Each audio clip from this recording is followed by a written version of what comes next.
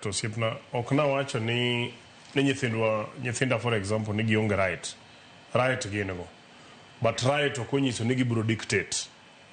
Bedo gi right opogore gi dictating gima timore.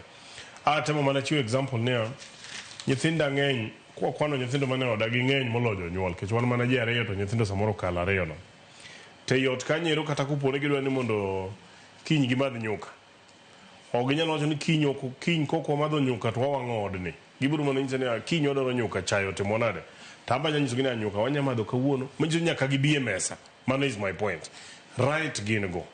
To ginyalo ni wagigo koko ni wan chiemo no kwadwaro. To kinyiso kendo bi unyisa ni chiemo mudwaro to gibe giringo ok gidwa ni mondo giwach. Mana temo chiwo parallel manotimore last year. Kane ojende omiss opportunity, kane gikelo weche mang'eny kabisa wach mar finance bill kiango motimore kamano. To kano nyisgi ni biure mesa. To koro gionge godo. Sani yudo kan tiere a group of young people moseketi koro gin giluorore Ruto must go. Ingeni Ruto must go ok nyal bedo agenda mar vijende. Ka onge alternative. Kech ka Ruto sedhi tenga. Idhi miye Nyamita kosi dhi miye Sharon. Dunga dieri. Koro kopone gidwaro mondo Ruto dhi mondo Sharon oyudi.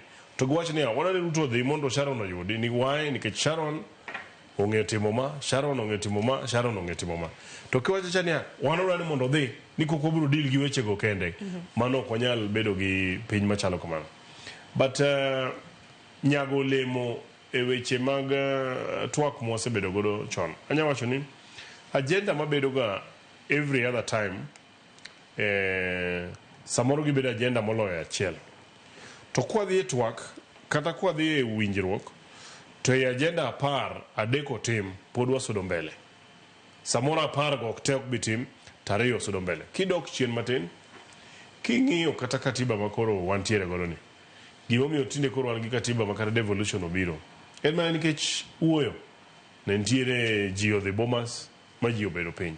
Gigo duto manotere Bomas tene ok ji owinjore. To mane ji owinjore wacho ya mowinjore go wakaw gi mondo otim nade wachor godo mbele. Kidhi kamano king'iyo ndalo mane IPPG otimore mokalo ntiere gik mang'eny mane gidwaro, moko ne ok okalo, moko nokalo wadhigo. Sani endi ji winjo kata ka Chief Justice wacho ni ong'iyane kuonde midwaro mondo loke chike. Nitiere ma ji biro winjore, nitiere ma ji ok nyal winjore.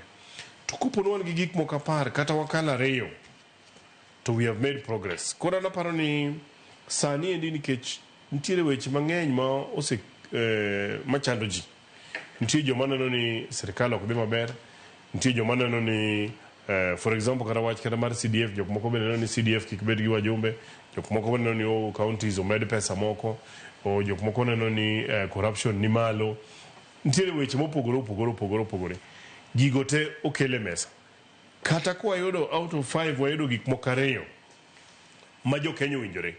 Adek modong' wabiro manyo thuolo mondo obed godo. Omiyo bedo ni twak mosebedo godo chon ne ok onyago olemo in full e weche ma wadwaro. Ok onyiso ni ji ok nyal bedo piny. Omiyo ana rwako mani koro gima onego timre niya goodwill ema onego bedi with the implementing agencies. Kopo ni nitiere gima onego tim gi national government ma executive donge. To kapo ni ji dhi e tokni to nego gibi gi goodwill ni gigo moa kacha kata ok gi agrigo to ka ng'eny ji owinjore ni magi gik monego tim to nego giweni mondo mano timno. Kapo ni gima timore man samoro goodwill ne ma samoro yudo ka chendo. Anyalo nyisi ni gino timore kata serikal. For example sani neno ka higa ni serikal okelo gimoro biluongo ni e-procurement. E-procurement manyiso ni sani kidwa yudo tenda moro to koro dhi e mtandao. Koro tinde physical moro man timo cha onge. Koro ten gima osetem Kibaki noteme ka noda temo wuok kapok no wuok ok otime. Uhuru biro higni 10 otemo mondo gini odonji ok otimore. President Ruto e sani koro doteme wadang'iyane ka gino dhi bedo. To ji nyaka bed ji ok winjre kode. To kata otime mana 50%, it means we have made progress. Omiyo wacho niya onego wang'iyane ni e twak mosebedo chien ang'o mosemono wa implement gigo mondo koro kwa ng'eyo mano sama wadhi e twak machielo ni kuonde mano wanya bedo gi makosa go mondo wa rectify kapok wadhi mbele. Lakini dhano nyaka uwu ich wang' ma ji nitiere godo kok watang' to be twak be dhi miyo ich wang' mar jok moko dok piny. nikech samoro ng'eni inyalo wang' nikech samoro ok ing'e adieri, to ka koro ang' ibiro e mesa tibiro nyisi adieri ni ma nitiere, koro biro kweyonwa mirima. To kwadhi adhiya wadhi e yiero ni gi mirima mantiere maneno mantiere Kenya, dhano nyalo negore. Manyiso ne twak mamoko go kaka ilieko samoro di bende goodwill na onge koso, and then twak mawang' ni neno kogai mar ODM siro ni ochakre gi